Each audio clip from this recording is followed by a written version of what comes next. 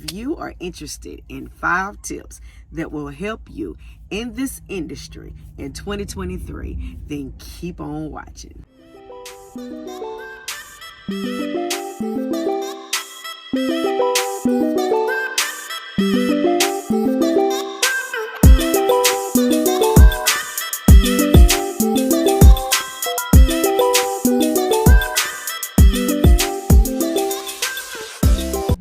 Hey guys, it is Tanya Gibson-Smith. Welcome and welcome back. So if you're new here, go ahead and hit that subscribe button, hit that notification bell, share this video, like this video, and yeah, become a part of the family. In today's video, we are going to talk about 5 tips for the rookie driver like me, okay? And keep in mind, I'm not here to try to teach you anything, or I'm not certified in anything. I just want to basically share my experience and share with you the things that I found to work for me. Being out here and being a new driver, I just started driving in January, okay? So I'm a rookie. I just hit 6 months, yay me. And in those 6 months, I just found a few things that I thought that may be beneficial to share with those who are just coming in. Some things that I pretty much learned on my own that, you know, I'm just not sure if your trainer will tell you, or if somebody else, you know, that you may know may pass this message along. But yeah, let's get into it. First thing I want to say is don't panic. That's number one. Don't panic. Don't panic. Whatever situation you coming up against or to, or whatever situation you may be in, listen. Get out. Analyze your area. Take advantage of your landscape. Take advantage of your real estate. And just take your time, okay? If you panic, you're going to make a mistake. You're going to make a mistake if you panic. So just be patient. Be kind to others while you're on the road as well. That has everything to do with not panicking, because if you panic, then you're not going to be kind. So be very patient. Allow your spirit to settle. Don't get in an uproar when you figure out or see that you're stuck in a situation. If you don't get out, right, then just pop your brake. Put the gear in neutral and just figure out where you are and what's going on around you. And when you do that, I believe that you will have a successful outcome. I believe that you can see your surroundings better, and then you can analyze where you're going, what you're doing, and what it's going to take for you to get out of whatever situation that you may be in. So that's number one. Don't panic, okay? Number 2, when you are passing by a exit, one that people are coming off of, which is the off ramp or the on ramp, the off ramp, go ahead and get over in your left lane. Go ahead and get on over in the left lane before you get to that off ramp, because those 4-wheelers are going to come flying off of that on ramp. You don't have the ability to stop or to slow down, especially if you're loaded. Keep in mind that you are driving a 80,000-pound missile. This machine will kill you and everybody around you if you just make the wrong turn. One wrong turn and it's over with. So you want to, and I don't mean to be so blunt, but the truth is the truth. You know, you want to give vehicles space to move around on this road, and you need space to move around on this road without having to smash on brakes, without having to come to an abrupt stop.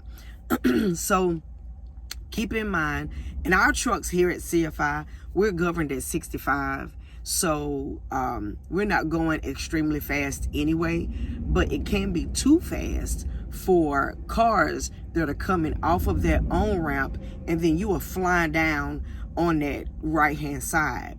When you see it, you're gonna see it way ahead of time. When you see it, go ahead and put your blanket over, get in the left lane, and give those cars time and space and room to go ahead and get off of that off ramp. And then when you see that it's clear, you've let all your cars through, then you go ahead and merge back over in your right lane. Because if you govern like us at 65, then you're not gonna be able to keep up with the left lane anyway. So what you wanna do is just go ahead and get on over, and that way, you know, you're not at risk for any accidents, okay? So that's tip number 2. Now, tip number 3, keep in mind that you are 73 feet long from nose to the DOT bumper on that trailer. And you need room to maneuver. So when you are, and we're talking about the trailer now, when you are making left turns, swing wide to the right. That will give your trailer enough room to swing around behind you so that you're not clipping the car that's sitting at the red light when you're trying to make this left turn. So especially up north, New Jersey, Philadelphia, even some areas of Detroit, Chicago, you're gonna be making left turns on 2-lane streets where there's a vehicle coming out and then you are going in, but you're coming from this way. So if there's a vehicle here and you are at this red light and you want to come out and make this left turn, you're not going to do it like a car. You're not going to go straight out and then make your left turn, because your trailer is going to clip the front end of the vehicle that's sitting at this red light. And a lot of the times, these four-wheelers, they don't understand how long this trailer is and what it's going to take for you to make your turn. So they are not going to stop far enough back from the red light. 9 times out of 10, they're going to pull all the way up to the red light and sometimes even cross that white line that they're not supposed to cross. But sometimes they're going to do it anyway. And when they do, you can't stop traffic and have them to back up so that you can get by. And then they can't run the red light when it's your turn to make your left turn. So keep in mind, this trailer will follow you. It's going to follow you. And the only thing you have to do is when you're at this red light and you're trying to make that left turn, go ahead and take this nose of your truck and swing her all the way to the right. When you swing her all the way to the right, people are definitely going to think that you're getting ready to turn right. But keep that blinker on to the left. You don't take that blinker off until your trailer is completely behind you. So when you take that right turn and you go all the way around, notice that this trailer is going to follow you all the way to the right. And then you curve around and go. And what happens is you give this trailer plenty of room to maneuver, and then she'll hop behind you, and then you'll miss this whole vehicle that's sitting at the red light. So tip number 3, make room for your trailer. Always make room for your trailer. You need to understand that it's going to follow you wherever you go. Okay? So keep that in mind. Tip number 4, going down these mountains and going down these steep downgrades. I was prepared for that even in training. When I was at in Joplin at training, my instructors immediately took me to the steepest downgrade that I believe Iowa had. And when I noticed that it was a downgrade, I was like, really? And he said, you got it. You got it. He just waved me off. You got it. And I was like, no, are you serious? I'm in the driver's seat and I see it says downgrade 6% or something like that. And you know, and we laughed about it. And when I noticed it, I was just blown away that he would take me there and did not even tell me that it was a downgrade. So he immediately told me, what you always want to do is set your speed at the speed that you're comfortable, no matter what anybody is doing around you. Don't be intimidated by anybody else. Don't worry about anybody behind you if you feel like you're going too slow. Don't be intimidated to speed up. You go the speed that is comfortable for you. You set that Jake brake in an area that is comfortable for you. And once you do that, I'm not going to say sit back and read a book, but baby, okay, this Cummins, she's going to purr all the way down that downgrade. And you don't have to do anything. Pray if you want to, but at the end of the day, he done already got you at the bottom of the hill before you even start praying. Because the truth of the matter is the engine is doing the work. The engine is doing the work.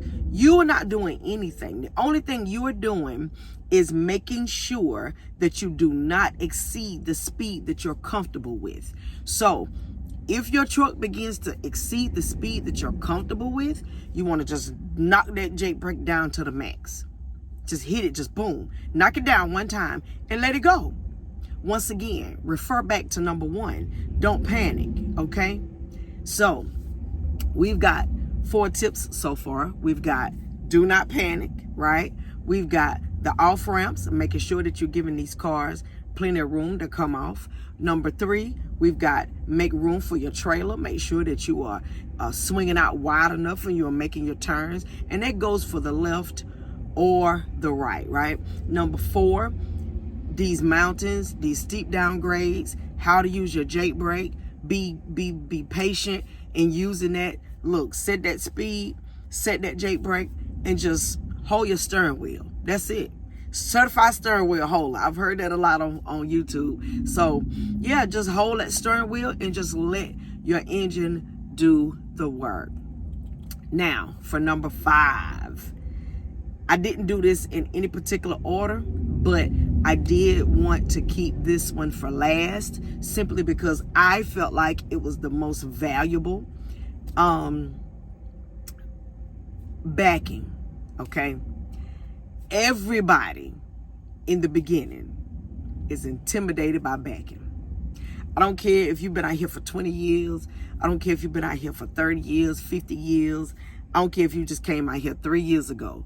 Nobody is excluded from this thought that it's hard to back. Nobody is excluded from the thought that I'm not going to be able to do this because of the backing. Keep in mind, you are just one in a number. So remember, when you are backing at Love's, TA, Pilot, when you are backing up to the dock, wherever you're going, wherever you're backing at, you are not the first. You are not. So take your time and make sure that you are being, once again, patient. Make sure that you're not panicking. Make sure that you are analyzing your space. Make sure that you are checking out your landscape. Check out your real estate, okay? And then take your time and maneuver that trailer. And I say maneuver the trailer because you're not driving the truck. You're driving the trailer. Keep in mind that when this gear goes in reverse, then your trailer is going to go wherever you tell it to go. And it's going to go fast. So don't oversteer. Now let me say this.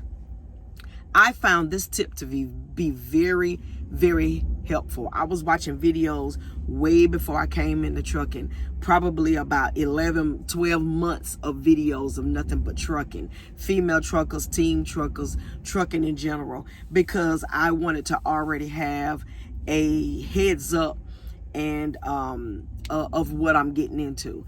And I did. I thank God that I did. Y'all guys, do your research, and I'm sure that's why you're here now. Do your research. But let's get to that tip, right? When you're backing, they always say, turn your wheel to the left, turn your wheel to the right. They always do that. And I say they, meaning the instructors, when you are getting your CDL, even your trainer, when he'll, get out and spot you when you're going into a dock or going into a Love's, they would say, cut your wheel to the right or cut your wheel to the left. And my thing is, the way that I learned from doing all of the research that I've done on YouTube, I saw this one video and the guy in the video said, put your hands at the bottom of the wheel, not at the top. So in my mind, every time they said turn your wheel to the right, in my mind, they wanted me to turn my wheel to the right, which is probably your left, but turn my wheel to the right. If I'm turning my wheel to the right, this means my trailer is going to go to the left. And if I turn my wheel to the left, my trailer is going to go to the right. Well, I didn't learn that way. YouTube University did not teach me that way. YouTube University taught me to hold my steering wheel at the bottom and then turn it in the direction that you want your trailer to go. This is how I learned, guys, and I promise you, I believe it is one of the best tips that I've given so far. If you want that trailer to go left, take the bottom of your wheel and turn it slightly to the left. If you turn the bottom of your wheel to the left, your trailer is going to go to the left. You turn the bottom of your wheel to the right, your trailer is going to go to the right. So the other day, I was at a shipper, and it was about 7, 8 o'clock at night. It's black dark out there. I got my my 2 spotlights on in the back, because anytime I back at night, I always turn my spotlights on. Guys, if you ain't in a Kenworth T680, I don't know what you're doing. But anyways, those spotlights and this Cummins, look, when you pair them together, you got something. Anyway, okay, to the video. When I put my spotlights on and I was backing up, they even had their lights on. It's just hard to see. It's black dark, and nothing could really penetrate the darkness the way that we needed it to. So the guy was standing outside and he was saying, cut your wheel to the right. So I had to stop and look at him like, cut my wheel to the right. In my mind, okay, so that means if I put my hand on the bottom of the wheel and turn it to the left, that means my wheel is going right the way that he want me to do it. He said, perfect, perfect, perfect. So just keep in mind, guys, when you are in training, and I'm not saying don't do what your instructors tell you to do, because I still did what they told me to do. But once I got out here on my own, it just helped me to better maneuver this trailer, to better maneuver in these spots, in these docks. It just helped me so much to put my hand on the bottom of that wheel and turn that wheel in the way that I needed my trailer to go. So guys, that is the end of this video. Thank you for watching, and God bless.